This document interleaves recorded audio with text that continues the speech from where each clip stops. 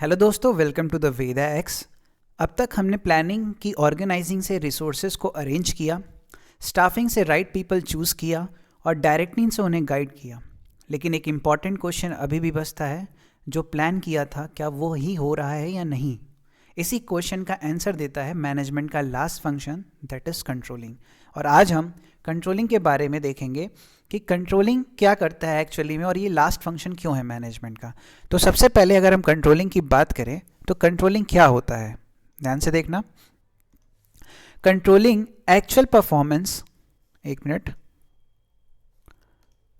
Controlling actual performance को major करता है, उसको प्लान्ड परफॉर्मेंस से कंपेयर करता है और डेविएशन को करेक्ट करता है। बस यही काम है कंट्रोलिंग का। यानी इजी लैंग्वेज में बोलें तो अगर मान लो कि हमने एक गोल डिसाइड किया था, ठीक है, और उस गोल से हम काम करते करते यहाँ पे पहुँचे, तो इनके और इनके बीच में जो कंपैरिजन को फाइंड करता है वो होता है कंट्रोलिंग। ठीक है, यही प्लान के हिसाब से काम हो रहा है या नहीं हो रहा है चेक करता है, ठीक है, और उसको करेक्ट करता है। यानी हम कहें तो हमारे एक्चुअल परफॉर्मेंस को हमारे स्टैंडर्ड परफॉर्मेंस से कंपेयर करना और डेविएशन निकालना और उसके बाद उसको करेक्ट करना, that is called planning. Features of planning की बात करें तो सबसे पहला है गोल ओरिएंटेड। इसका मतलब हम जनरली कंट्रोलिंग को टारगेट्स अचीव करवाने के लिए करते हैं। कॉन्टिन्यूअस की बात करें तो हमेशा चलता रहता है कि अगर आप एक स्टैंडर्ड तक पहुंचे हैं, कुछ डेविएशन आएगा, फिर उसको करेक्ट करेंगे और फिर से प्लानिंग करेंगे, तो ये कॉन्टिन्यूअस प्रोसेस बन जाता है। परवेजिव की बात करें तो सब मैनेजर्स इसको फॉलो करते हैं हर लेवल पे। फॉरवर्ड लुकिंग की बात करते हैं तो फ्यूचर मिस्टेक को अवॉइड करता है, अजम्पशन के साथ कि फ्यूचर में दोबारा से ये गलतियां ना हो।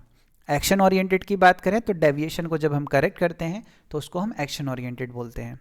नेक्स्ट बात करते हैं इंपॉर्टेंस की, तो ensure everything goes as per plan. Controlling एक ऐसा फंक्शन है जो हम स्टार्टिंग प्लानिंग से किए थे और हमने जो डिसाइड किया था कि हमारा जो डायरेक्शन होगा वो सही है या नहीं है, इसकी गारंटी कौन लेगा? कंट्रोलिंग लेगा। एरर्स और वेस्टेज को कम करना, इफ़िशियंसी और डिसिप्लिन को मेंटेन करना और गोल्स अचीव करने में हेल्प करना और कोऑर्डिनेशन सारे फंक्शन से मिलाकर, जैसे कि प्लानिंग, ऑर्गेनाइजिंग, स्टाफिंग, डायरेक्टिंग और कंट्रोलिंग, ये कोऑर्डिनेशन वे में चल रहे हैं या नहीं चल रहे हैं, इन सभी चीज़ों को करना, ये भी एक तरीके से इनको बैकवर्ड बनाना, इनको एक सपोर्टिव सिस्टम बनाना, ये कंट्रोलिंग का काम करता है, दैट इज पोस्ट सी। फिर नेक्स्ट बात करते हैं process of controlling, that is very again important. पहला है सेट स्टैंडर्ड। सबसे पहले तो हम एक स्टैंडर्ड सेट करते हैं, मतलब कि अगर हम यहाँ पे हैं तो हमें जाना कहाँ है, तो स्टैंडर्ड एक्यूरेट होना चाहिए, स्मार्टली अप्रोच होना चाहिए, ना तो बहुत ज़्यादा होना चाहिए ना तो बहुत कम होना चाहिए, ठीक है, कंसाइज होना चाहिए। क्वांटिटी, क्वालिटी, टाइम, कॉस्ट, ये इन सभी चीज़ों का ध्यान रखते हैं हम टारगेट को सेट करते वक्त। तो सपोज हम यहाँ एग्जिस्ट करते हैं और ये हमारा स्टैंडर्ड है।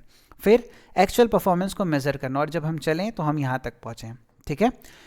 काम कितना हुआ, रियल आउटपुट क्या निकल के आया, तो ये दैट इज, ये हमारा क्या हो जाएगा, ये हमारा रियल आउटपुट निकल के आ जाता है, जिसके वजह से रियल और स्टैंडर्ड के बीच में डेविएशन निकल के आता है, ठीक है, जिसको हम कहते हैं डेविएशन।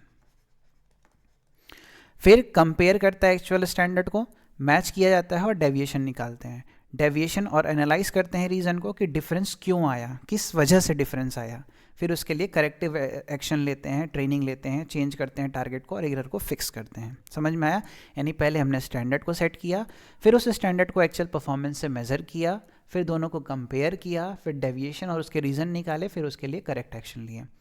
नेक्स्ट बात करते हैं स्टैंडर्ड्स की। स्टैंडर्ड दो तरीके के होते हैं, क्वांटिटेटिव और क्वालिटेटिव। क्वांटिटेटिव का मतलब जिसको हम क्वांटिटी के टर्म में लिख सकते हैं, that is time, cost, output, और क्वालिटेटिव जैसे कि क्वालिटी लेवल, बिहेवियर और सेटिस्फेक्शन। बेस्ट स्टैंडर्ड क्लियर होता है, मेजरेबल होता है और रियलिस्टिक होता है, यानी कि उसको अचीव किया जाना चाहिए। जैसे एक एग्जांपल अगर मैं बोलूं कि हर एक दिन में मैं 10,000 पन्ने लिख लूँगा, that is not achievable, impossible है वो। हर एक दिन में 5 पन्ने लिख लूँगा, ये अचीवेबल है। तो स्टैंडर्ड हमेशा ये चीज़ों का ध्यान रखते हुए करते हैं। नेक्स्ट आते हैं डेविएशन की बात करते हैं। तो डेविएशन का मतलब प्लान आउटपुट और एक्चुअल आउटपुट के बीच का डिफरेंस। स्मॉल डेविएशन एक्सेप्टेबल होता है, लेकिन लार्ज डेविएशन को हम एक्सेप्टेबल नहीं कर सकते, इमीडिएट करेक्टिव एक्शन लेते हैं। फिर कुछ टर्म्स हैं जैसे क्रिटिकल पॉइंट व्यू, जिसको हम CPC के नाम से जानते हैं। ये क्या होता है? सिर्फ उन की एरियाज पे फोकस करना जिसके वजह से बहुत ज़्यादा चेंजेस आते हैं। एरर से पूरे रिजल्ट पे बड़ा इफेक्ट पड़े। जैसे एग्जांपल अगर हम देखें तो प्रोडक्शन में अगर मशीन ख़राब हो गया तो पूरी प्रोडक्शन रुक जाती है, बट मशीन को अगर सही कर दिए तो पूरी प्रोडक्शन फिर से फ्लो होने लगती है। तो एक बड़ा इम्पैक्ट डाला, दैट इज CPC यानी क्रिटिकल पॉइंट, जहाँ पे सबसे ज़्यादा हमें ध्यान देना पड़ता है। फिर नेक्स्ट बात करते हैं management by exception, again very important term. Management यानी MB, मैनेजर सिर्फ मेजर डेविएशन हैंडल करेगा, बाकी कुछ नहीं। मतलब कि एक इंसान को आप उतना ही काम दीजिए जितना वो हैंडल कर सके। माइनर डेविएशन लोअर लेवल पे छोड़ दिए जाएंगे, जिससे कि टाइम और इफर्ट और फोकस ये तीनों चीज़ें हमारे सेव होंगी। नेक्स्ट बात करते हैं कंट्रोल की लिमिटेशन क्या है। तो साला एक्सपेंसिव प्रोसेस है, टाइम कंज्यूमिंग है, एम्प्लॉय फील प्रेशर करते हैं, ठीक है। Not effective non measurable areas, जहाँ पे हम मेजर नहीं कर सकते वहाँ पे ज़्यादा इफेक्टिव नहीं होता है। एक्सटर्नल फैक्टर्स अफेक्ट करते हैं, जैसे इकोनॉमी, गवर्नमेंट रूल्स, ये सब हम कंट्रोल नहीं कर सकते हैं। फिर बात करते हैं कंट्रोलिंग वर्सेस प्लानिंग में क्या अंतर है। तो कंट्रोलिंग की बात करें तो बैकवर्ड लुकिंग होता है, इंश्योर करता है प्लान फॉलो हो रहा है या नहीं हो रहा है, सही एक्शन लेता है, और लास्ट फंक्शन होता है मैनेजमेंट का। प्लानिंग की बात करें तो फॉरवर्ड लुकिंग होता है, ये फ्यूचर डिसाइड करता है, ये पास्ट रिजल्ट देखता है, ये गोल और स्टैंडर्ड सेट करता है, ये फर्स्ट फंक्शन ऑफ मैनेजमेंट होता है, और ये डायरेक्शन प्रोवाइड करता है, ठीक है। तो ये थे कुछ इंपॉर्टेंट टॉपिक्स हमारे कंट्रोलिंग से। आई होप ये लेक्चर आपको बहुत पसंद आया होगा। कमेंट करिएगा, लाइक करिएगा, शेयर करिएगा, और कोई सजेशन होगा तो वो भी ज़रूर दीजिएगा। Thank you.